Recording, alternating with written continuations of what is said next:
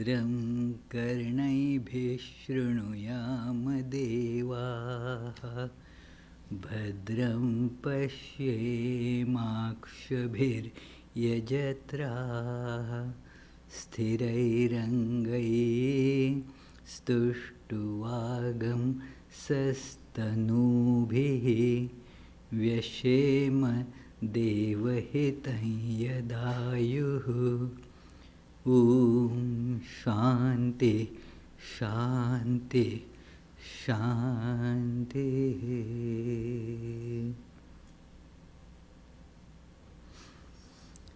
Let us now pray together. We offer our salutations to the all-loving being who endows all beings with consciousness. We meditate on the Lord who is the origin of the universe. Lord, Thou abidest in all. Thou art all. Thou assumest all forms. Thou art the origin and goal of all. Thou art the self of all. Thou art existence, knowledge and bliss. Salutations unto Thee. May the world be peaceful. May the wicked become gentle. May all creatures think of mutual welfare. May their minds be occupied with what is spiritual and abiding. May our hearts be immersed in selfless love for the Lord. Peace, peace, peace be unto all.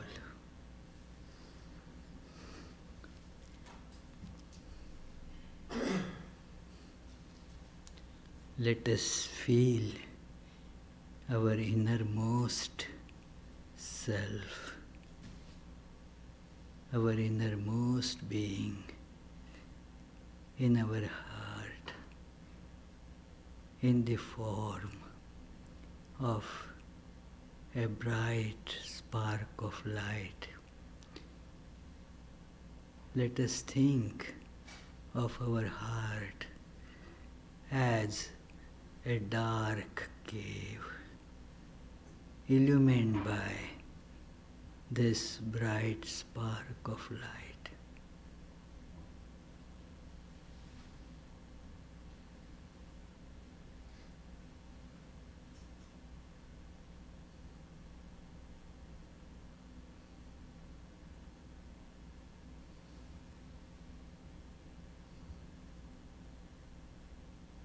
This spark of light is spreading light everywhere.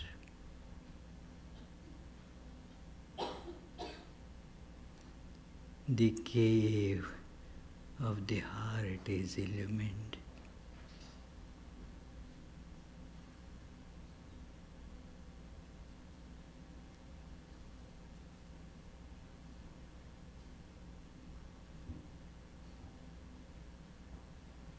In fact, as I am meditating on it,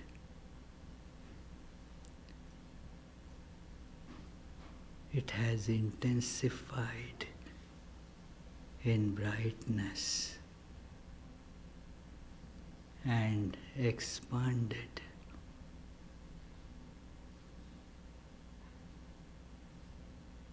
to pervade my whole being and pervade the whole existence.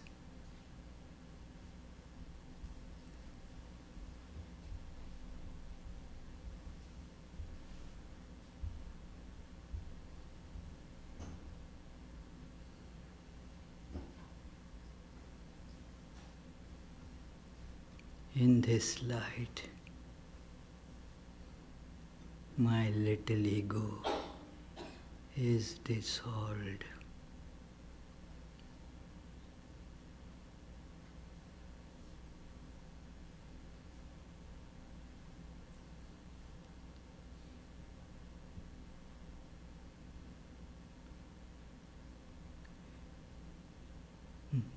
the true I,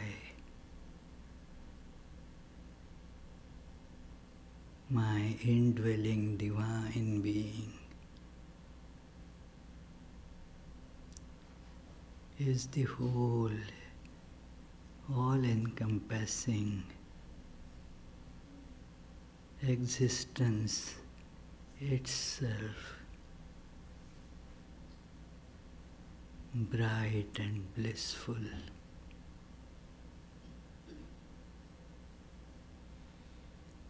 Beyond time and space.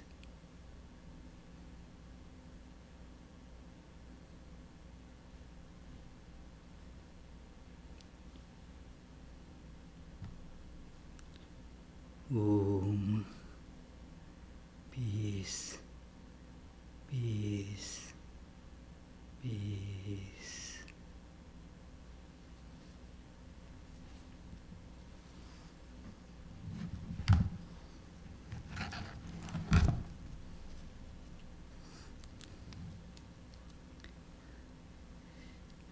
This idea of topic, the price of God, is based on many questions asked to various sages, including Sri Ramakrishna was asked this question in different forms, not exactly using the word price, but essentially that was the idea, that we all want God, but we heckle about the price, how much I have to pay for it.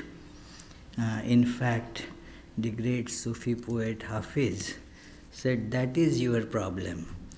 Keep on heckling over the price, and thus you lose it. So let us take a look at this, that how much should God cost?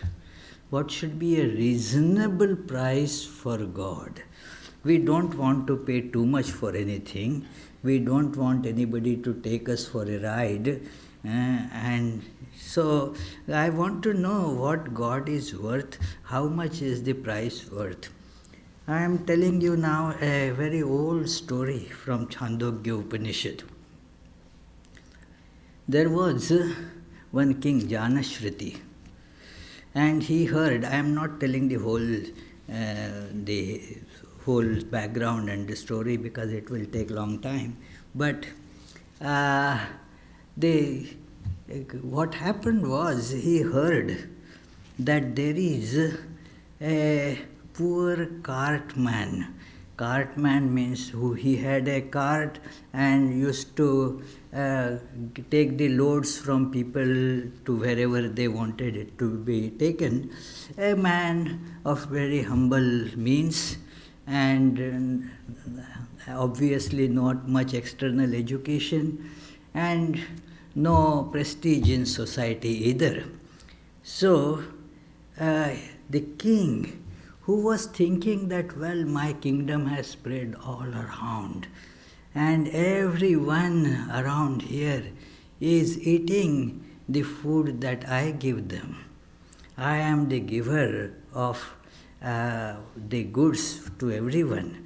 And he was taking some pride in that when he was informed that, well, this cartman, he is very superior to you, dear king, because he gets all the merit of anyone in the world doing good. If anybody does anything good, then this cartman is getting that merit. So, and the king thought, well, that is interesting. Let me get the knowledge from this cartman. And he sent the messengers to find out who that cartman is. So they finally thought that this is that man with a cart, very poorly dressed, and so forth. So, and they asked him, okay, please come to the king. King wants a meeting with you. He said, no, I am not interested. Then the king said, okay, take this cartload of gold to him. Uh, Take a cartload of gold and a very good horse carriage with the best pair of horses. Give him as gift, and then tell him to come and give me that knowledge. With this gift he may be able to come. Now this gift was huge. Looking at what the cartman had, it was huge. But the cartman sent them back and told that tell the king that you are very miserly. That you want to get, this is too little that you are offering, you are a very miserly person. And then the king, they somehow told that this man said like that. Now king could have done anything to him for such insulting remark, but he understood. He said, okay, tell him that I will give my kingdom to him. If he gives me this, I will give all these things that I had given, plus my kingdom. And this cartman still said, well, the king, you are very miserly. Then the king said, okay. In addition, the king had a very nice, very beloved daughter. The king's whole life was in his daughter, as it were. He loved her immensely. And he said, okay, I am giving you my daughter also. In addition to all these things that I have promised, I am giving you my daughter as well. Now this cartman, his name given is Raikwa. So this Raikwa says, okay, looking at this daughter that you have given, now I am ready to give you the knowledge. Because that is the dearest thing that is to be given for getting that knowledge or wisdom by which one can become united with God. That is the price, he told, that give up that you think is your dearest possession. This is all external, that kingdom, this, that, something that is connected with you at such depth. Give up that, give it to me, then we will talk about it. So this is when king sent the daughter. He said, now for that daughter I am ready to. And then that cartman gave the king the knowledge of how one can see the God. This is the plain language I am using. That is not exactly the language that the Upanishad has used. But this is how this king had paid the price. A similar story you read in Bible, that God told Abraham, well, you have to sacrifice your son at the altar. Son Isaac, who was very, very dear to Abraham. And then Abraham said, yes, after all, God is the highest. It is, we many times use the word God without even understanding the logical meaning of it. A simple logical meaning is that there is nothing higher than that. God is the supreme reality. There is nothing that can be more than God. So if God is commanding, then that's it. Abraham said yes. Now, not that he was the son that anyway he was disgusted with, but very dear. And he was ready to sacrifice the son. Later the story goes to say that, well, the son was not actually killed, but Abraham didn't know that. And so he was ready to sacrifice the son. It is, and you read in Bible, as Jesus says, that if somebody considers their father, mother, son, or any relative more than me, then, or loves them more than loving me, then that person is not capable of entering the kingdom of heaven, because highest is God. There is absolutely no comparison about that. So now here comes the question that so how the price is to be determined and why God is the highest. I first said that by very idea of God, that is the highest. But also let us see it in this way, that whatever we are seeking in life is contained in God. God is the abstraction of all that we are seeking in life. Like we all seek happiness, there is no doubt in anybody's mind about it.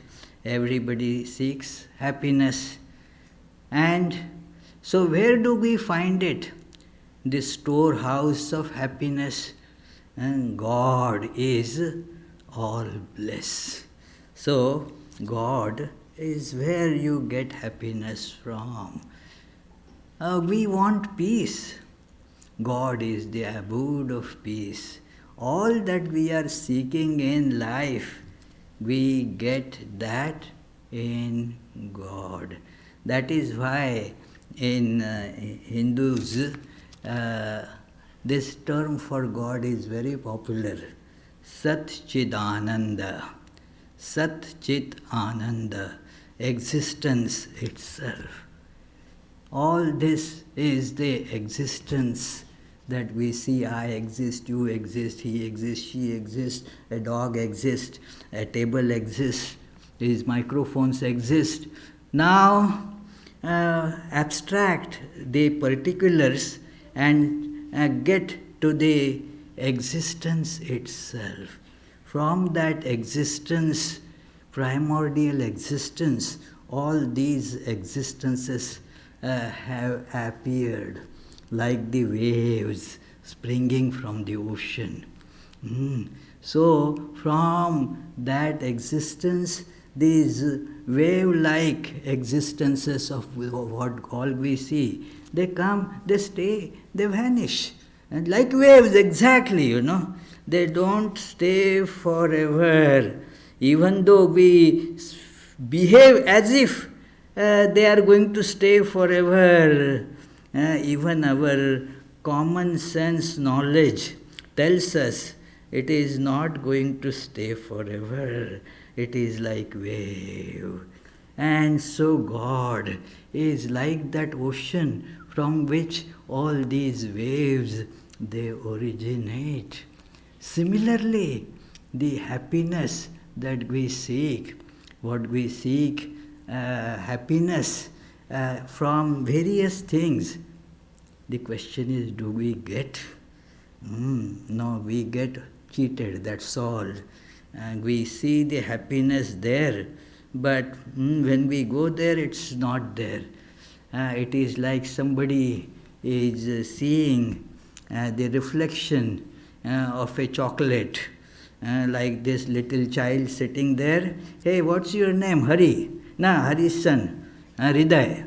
So Hriday wants chocolate. You don't like, isn't it? Or you like? You do like, exactly, no mistake about that. So now, if there is a reflection of chocolate in the mirror he sees, will he go to the mirror to grab it?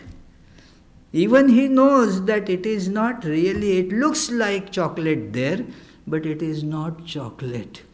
So we see that God's happiness reflected in all these images.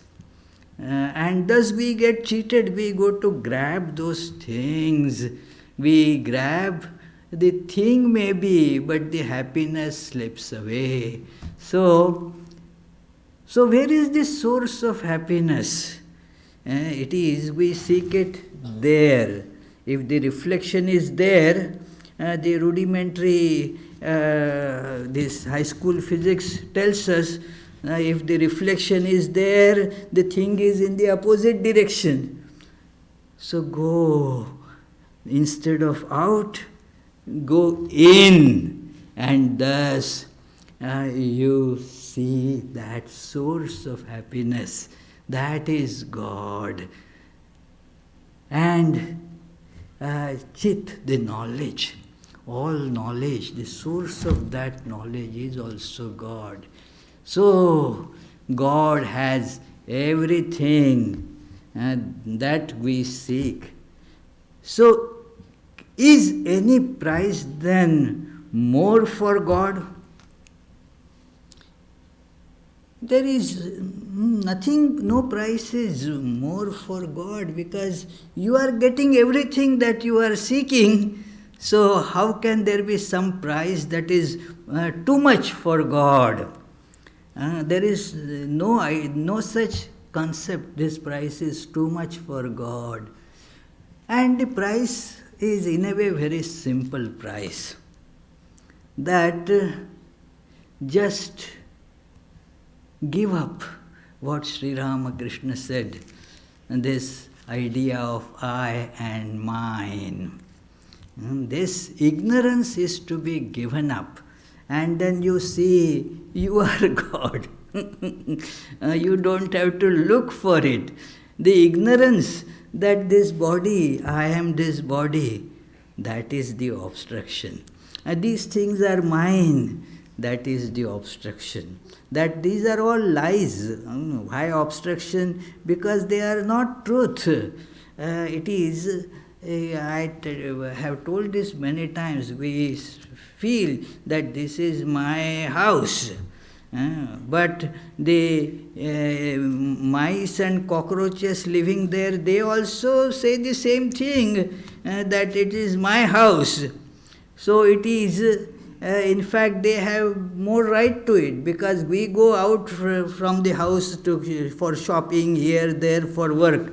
The cockroaches just stay put there. So therefore they have better right to say that that's my house. So whose is that house?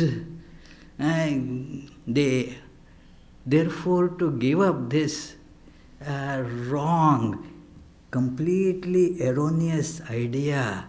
And when you give up that idea, well, you see,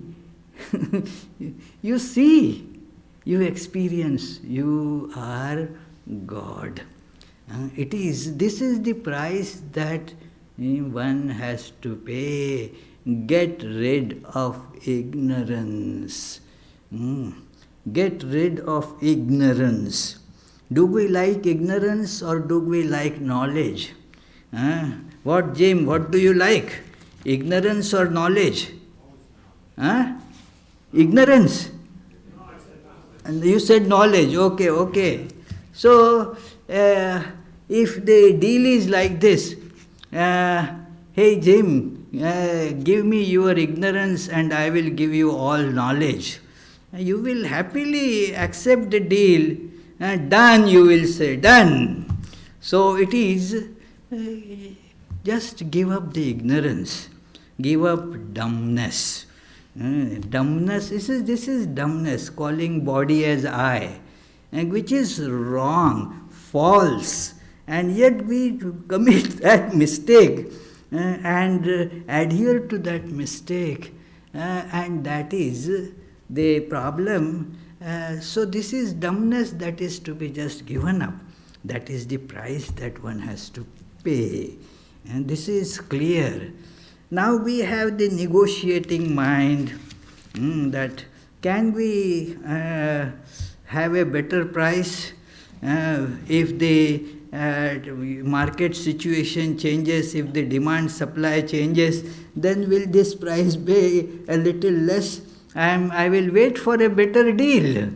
That it is, but this price is not dependent on the market or the seller or one's opinion. Shankaracharya, the great philosopher, has discussed this with these two beautiful words. They are kind of, the cornerstone of this philosophical, this idea that there is something that is the dependent only on the object, and something that is dependent on the subject. Subject in the sense the person. If suppose somebody owns, say, a car, my car, that person will say, and then will put whatever price that person wants to put. That if he is not getting the customer, can bring it down, or if he sees that there is more demand, can jack it up.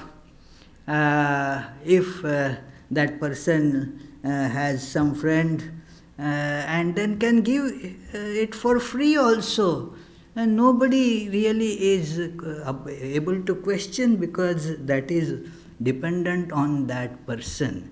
This is called Purusha Tantra in Sanskrit. Purusha Tantra means decided by the person.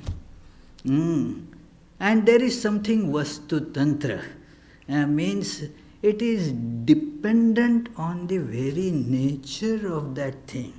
If the price is dependent on the nature of that thing, then it is not negotiable at all. What is the price for truth? Well, give up untruth. Can there be a negotiation about it? No, how much untruth I have to give up? Well, there is no such quantification in that. Give up untruth and you get truth. So therefore this price of God is like that. You have to really want it to such an extent that we will not even bother about how much is the price. I want God. And so anything that I need to give up, yes, I will do that. If I am not able to do that, then I won't get it, period. I can go every day to a temple or a church or a mosque or whatever.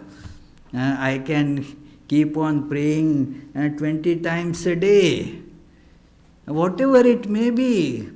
I can give donations to all the religious institutions. But that will not give me God unless I am ready to give up this ignorance. That ignorance, thinking that this body as I and this world as mine, if we are not able to give it up, then there is no possibility at all. Now, one understands this, okay, got it. But then, it's so difficult. Because this world is so attractive and I am so entangled. I want to give up everything, but I have so many responsibilities. And so how can I give up all that and say that God alone is real? Is there a way out? Well, there is really no need for a way out, but the sages understand us. We understand, but we do not find that strength enough to implement that understanding in our life. We are too weak. We don't admit it. But when we know something as right, and if we are unable to implement that, what is it? It is called weakness. So, we have to get strength for that. It is, and there comes, the whole spiritual practice, therefore, is to gain this strength to stand up to this truth, that and then the truth becomes our life. Otherwise, we may want the truth, but if I am not ready to pay the price for the truth, then naturally you will cling to untruth. This is just clinging to untruth, that prevents us from getting this truth. And so, the sages understand our imbecile clinging to the body and the world, the names and forms we somehow, as Swami Vivekananda mentions in one of his lectures on Maya, that we are clinging to this world like lice. Lice. Anybody has seen lice here? Yeah. It grabs the skin and then doesn't let it go. Even if you pull it, it gets broken into pieces, gets cut, but it won't leave on its own at all. That is, so we are clinging to this world like that, like lice, and are not able to leave that. All our attachments, pleasures, pain, they are involved in this ignorance. Now what is to be done therefore? Okay, it is understandable that therefore you are not able to pay the price. But if you understand at least that this price is not negotiable, know that. Now we can see how you can pay this price. The sages tell us, okay, that how with installments, how can you pay it? Isn't it? We have that idea. Immediately, I can't pay it. But by installments, okay, let's see. What is this price of God being paid in installments? An interesting idea, friends. It is acquisition or developing some what is called in Bhagavad Gita the Daivi Sampat, the divine attributes or qualities we develop, those characters we develop in ourselves. As they develop, it may take time because we are not spiritually very wealthy, and so therefore to accumulate that it may take some time. But let us therefore, instead of getting into despair, let us start accumulating it at this moment without any further delay. That is, a sane man should do like that. It is that, okay, maybe it is quite late now, but better late than never. So let me start accumulating those qualities first. This particular discussion comes in Bhagavad Gita in the 16th chapter. And this 16th chapter comes after almost all the philosophical aspects of Bhagavad Gita have been completely told to fulfillment, to finish. That is why at the end of the 15th chapter, Lord says that this is the Shastra, the scripture that I have told you, and you will become, by knowing this, Buddhiman, and Kritakritya means you will become now full of wisdom, and you will have fulfilled and what your human birth meant to achieve. Everything you get by this. So it is the kind of concluding this thing of Bhagavad Gita. Shankaracharya in his commentary tells that the whole that Bhagavad Gita is the a condensed essence of the Vedas. And then the essence of all Bhagavad Gita is contained in this 15th chapter. So at 15th chapter everything has been told. And then Arjuna is not asking any question. So one should think that, okay, now the Lord should stop this discourse. Arjuna should just say, give profuse thanks, and that's it. It should be over there. No, it is not over. Something still has remained to be discussed. And what is it? That very important, although auxiliary means, these things are very, very important, although they are auxiliary. Auxiliary in the sense that if they are there, then alone the main thing that you have got becomes really useful. Otherwise, it won't be useful to you. The knowledge with these auxiliary means, then that knowledge becomes practicable. One can practice that. If somebody is already just imbibes the knowledge and becomes enlightened, that person doesn't need those things. But most of us, most means maybe 99.999% of us need this. It is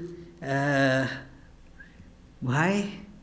Because we have to start accumulating this wealth. At the description of this, the wealth of two types, although the other type is not worthy of being called wealth, it is just garbage. So we have to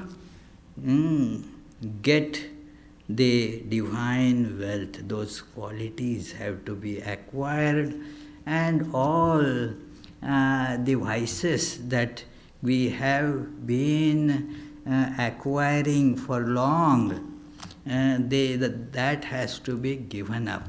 So this is, so it says that Daivi Sampad Vimokshaya Nibandhaya Surimata, that it is that this, the divine wealth, these qualities, that will lead one to liberation.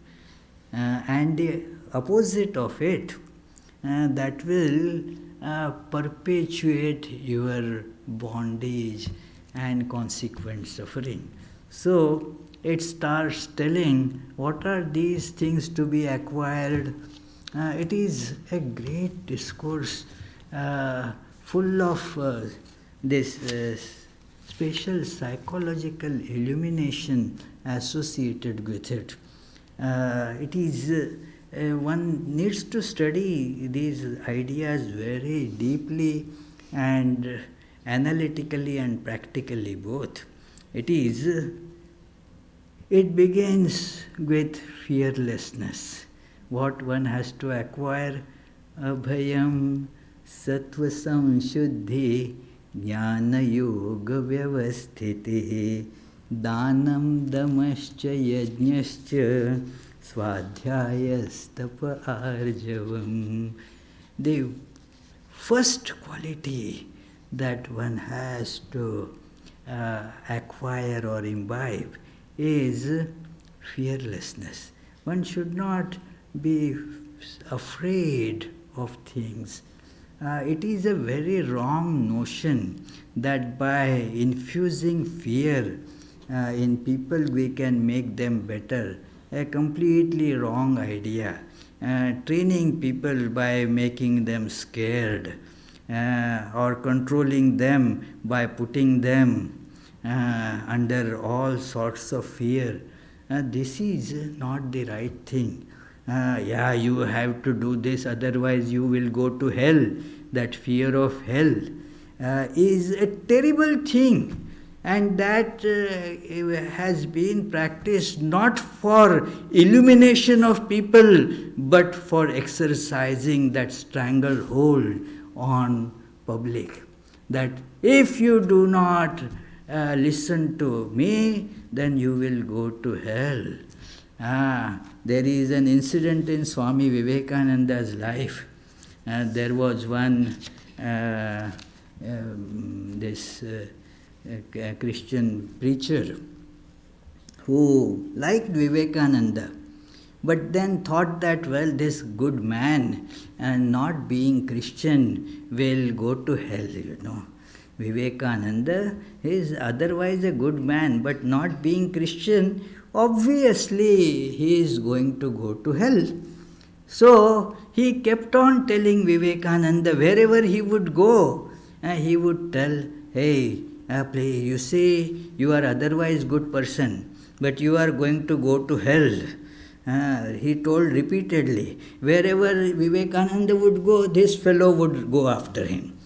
So vexed with all this, Vivekananda asked him, okay, where are you going to go? And this preacher said, well, I am going to go to heaven.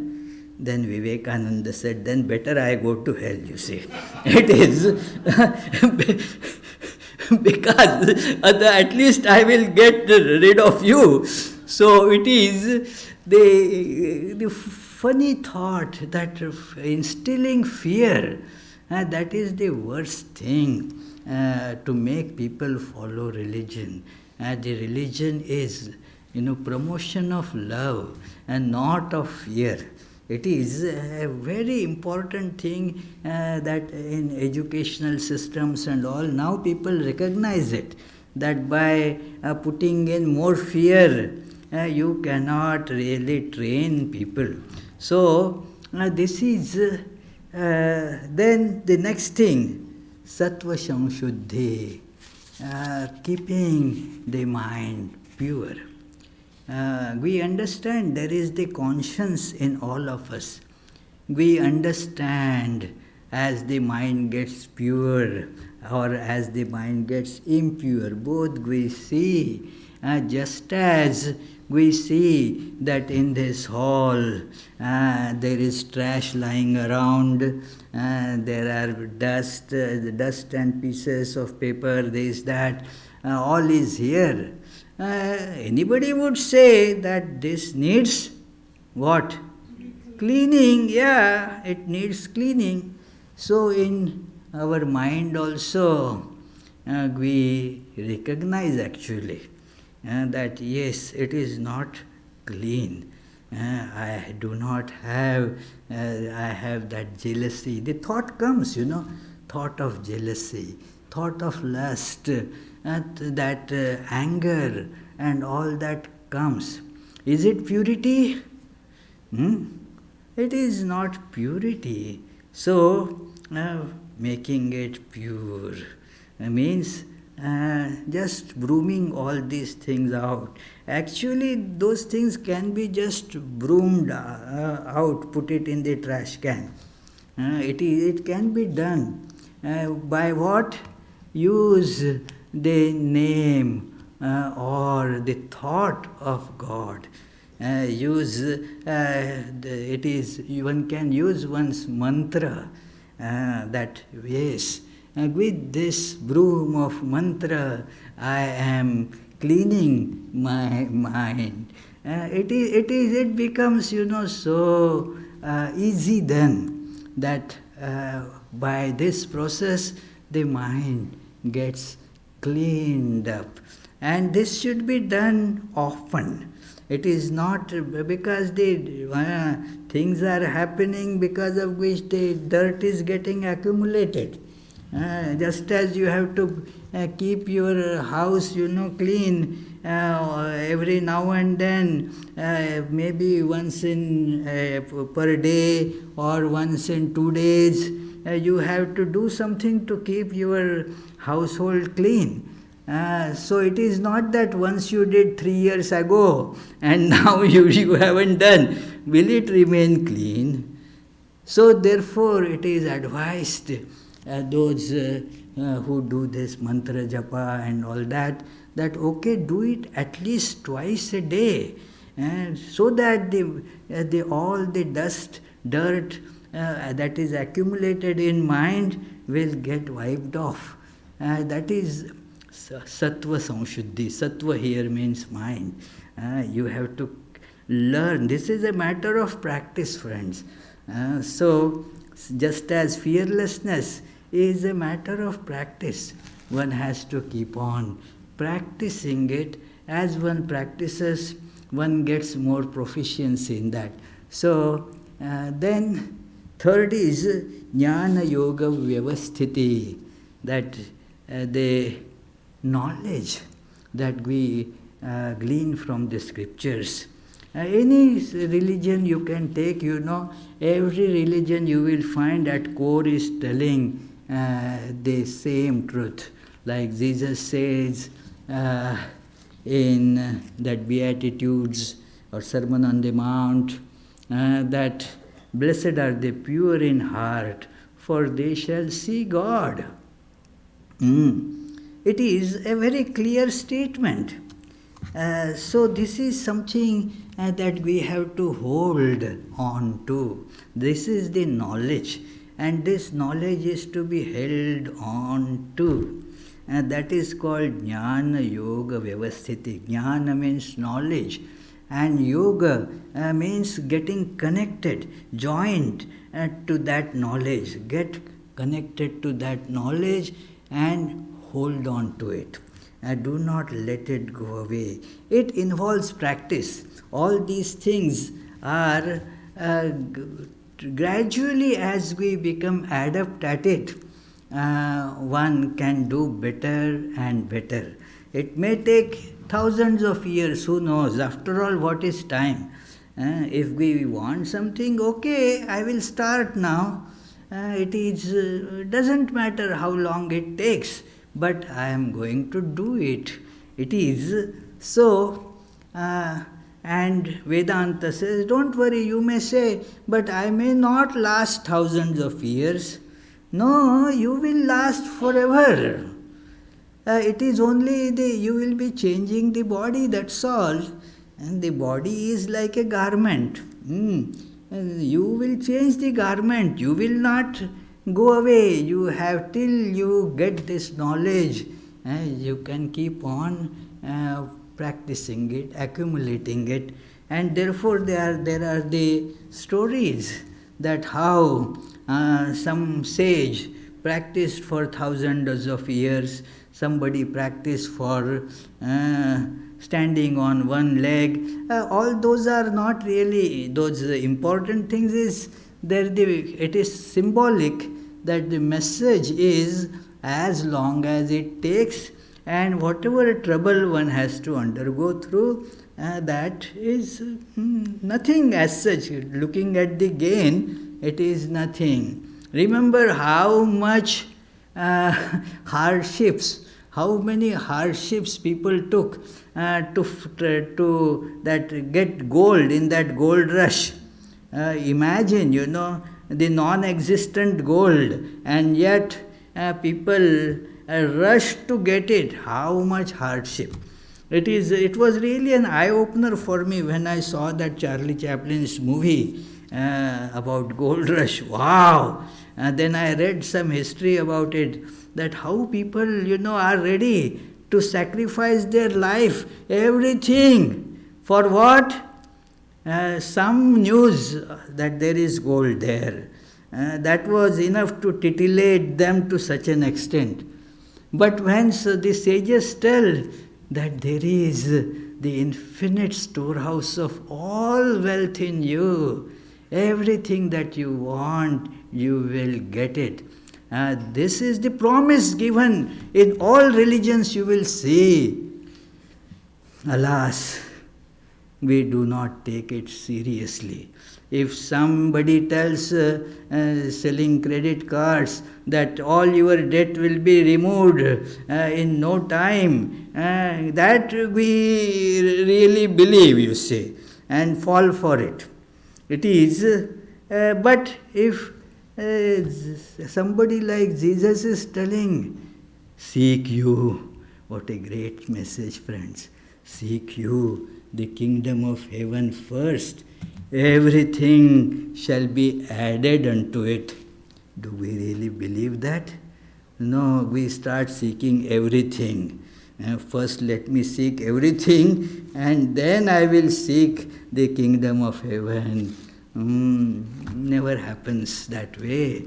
Seek the kingdom of heaven, and everything will be added unto it. So therefore, this is to be held on, that God alone is everything.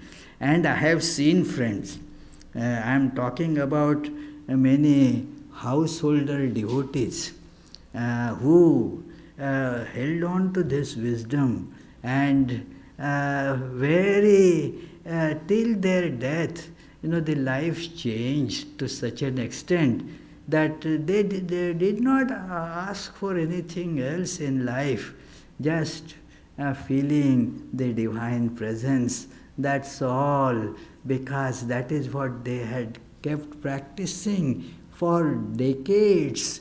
So gradually we increase in strength.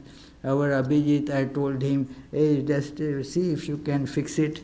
And very methodical guy, so he saw, studied, this, that, tried. And then what I thought would be a work of 1 hour, it took 2 days. But then at the end he said, well, next time I will be able to fix it in 1 hour or whatever, because now you have understood how to do it. So therefore, initially it will be groundbreaking work, difficult job. Hard rocks have to be, broken. But gradually one will get the joy of it. The life becomes full of, that very special bliss. And it is, you can, when you see that bliss, you can understand that it is not from any material possession. This is not the joy that this Hriday gets by eating a candy, but a joy that springs from inside. You don't need a candy, you don't need anything, you do not need any other thing in life. This joy is because the source of all joy within you, you are sensing it. That is the nature of that. So this is, and then Dhanam. He says that one has to, this is again a matter of practice. Give. Give. The normal tendency is to grab, to hold, get. So we have to practice. Give what you have, share it, give it. There is that story of a guy that he was drowning. And then another man jumped in the water to pull him out. And then as he came near him, he said, okay, hey, give me your hand. And this fellow was not giving. Then the one who knew this drowning person said, oh, not say that, take my hand. Then that fellow will take, because he has the habit only of taking, never giving. So, therefore, this is to be developed, the habit of giving, dana. and Dhamma means the habit of control.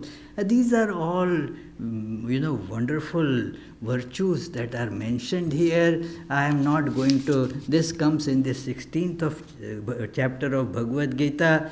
Please go through that, and then you will see these are the things that as we practice, and we gather that wealth, trading which we will get God. That is the price. We accumulate that price. Our attachment to all these I and mine goes away, and thus one is able to pay that price. And one has to assiduously avoid what is called Asuri Sampatti, means the demonic nature. Both are in us. Sometimes we have all these divine qualities, they are there too. They need to be promoted, they need to be intensified. And then we have the demonic qualities also, they have to be eradicated. They are described quickly that there is the showiness. See, please, it is not somebody else is being described.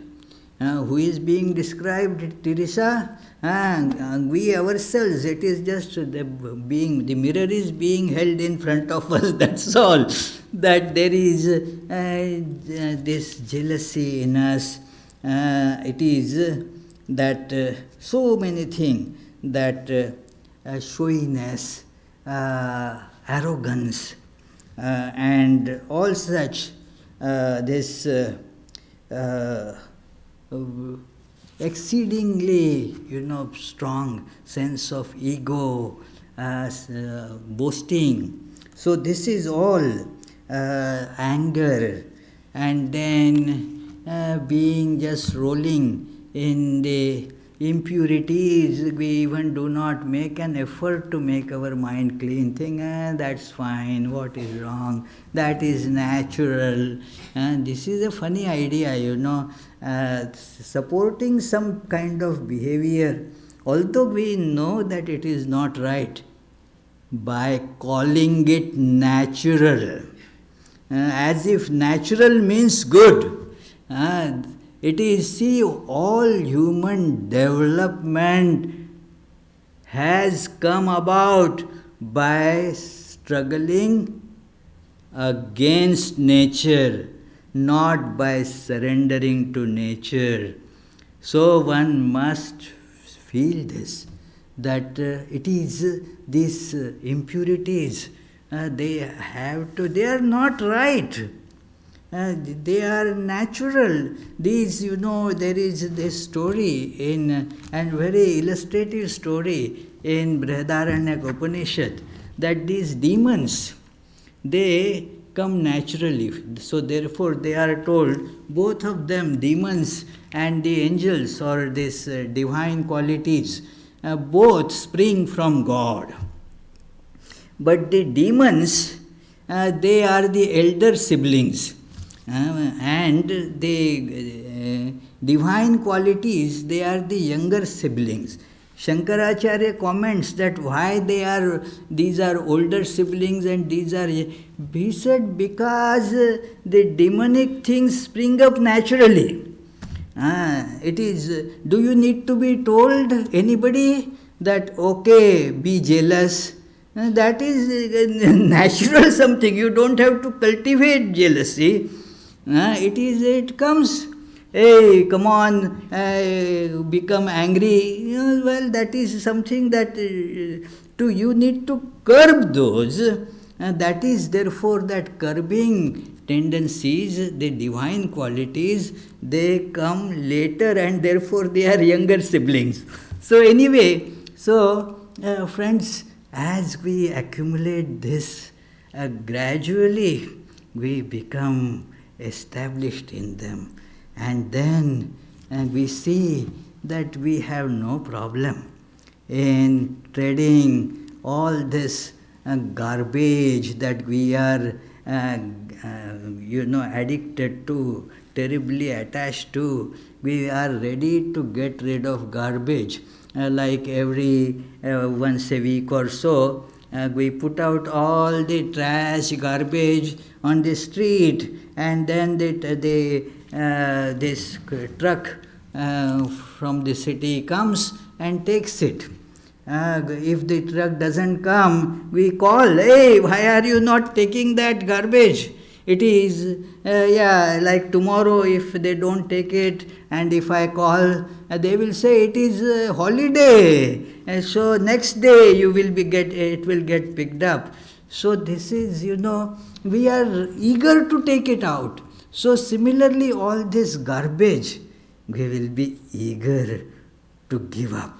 And that is the only price that we need to pay to get God. What a great deal. Give the garbage away and get God. Thank you, friends. Let us meditate for 30 seconds on these thoughts, and then if you have any question, please feel free to ask. After that, we will have the Arati, and then today there is a wonderful music concert going to happen downstairs by a Sarod Maestro, Pandit Anirban Dasgupta, and accompanied on tabla by Amit Kautekar. So you are all welcome to join in that concert. Any question? So we shall now proceed with the Arati. Oh, concluding prayer. Oh, sorry. Oh, and Vishwanath has to make the offertory. See, I forgot the sequence. That forgetfulness is also a demonic quality. I have to get rid of that.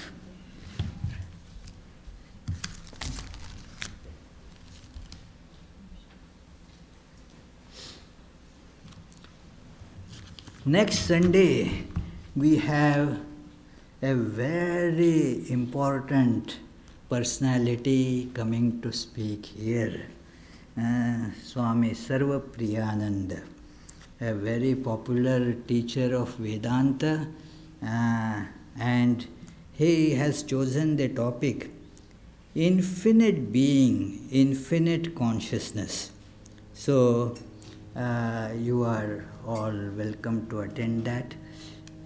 During the week, all the programs, the Tuesday and Friday classes at 7:30 p.m. Tuesdays, the topic is Sri Ramakrishna and his divine play. Fridays, the topic is Shvetashvatar Upanishad. You are welcome to join those classes. There are the meditations and prayers, these sessions every morning and evening. Take this advantage of those. And there is a spiritual retreat coming up on December 7th. So the topic for that retreat, what is that topic? Some songs of divine love. So, but for attending that day-long retreat, one has to register. There is that Naomi sitting in the office. You can register, or you can do it online, whatever. So, thank you, friends. May the Divine, who is Father in heaven of the Christian, Holy One of the Jewish faith, Allah of the Muslims, Buddha of the Buddhists, Tao of the Taoists, Great Spirit of the Native Americans, our Mazda of the Zoroastrians, and Brahman of the Hindus, lead us from the unreal to the real, from darkness to light, from death to immortality. May the all-loving being manifest himself unto us and grant us abiding understanding and all-consuming divine love. Peace, peace, peace be unto all.